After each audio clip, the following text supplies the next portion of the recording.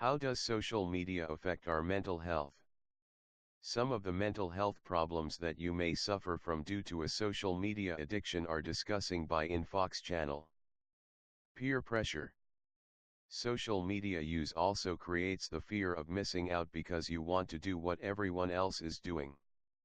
This evokes anxiety and will give rise to negative feelings and emotions, which again create mental health problems and stress and anxiety disorders.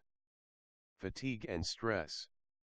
When you are using social media, you are constantly switching from one task to another because there is just so much to do and see. This information abundance can tire out your brain, especially when it is received chaotically.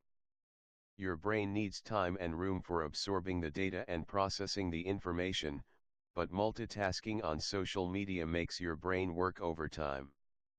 This can prevent it from relaxing and it will become exhausted as it tries to deal with the barrage of information.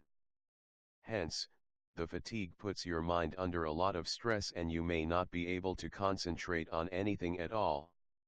Social anxiety. Even though the whole point of social media is to allow people to stay connected with others, it doesn't have the same satisfaction and element associated with actual human interaction, which is a crucial human need. In fact, in some ways, it is too distant, and this is not a good thing for those who become dependent on social media, as it can lead to social anxiety. Those who are already suffering from this problem will find it even more difficult to indulge in face-to-face interaction. Real human interaction can become extremely scary for people, as it is becoming common to hide behind your computer screens and not go out at all. Distraction. Social media is just tailor-made for decreasing our productivity because you spend hours looking at everyone else's life when you could be doing something else. This means that most of your time is spent on viewing photos, liking posts, and writing comments, and these activities don't really require the use of your intellectual abilities.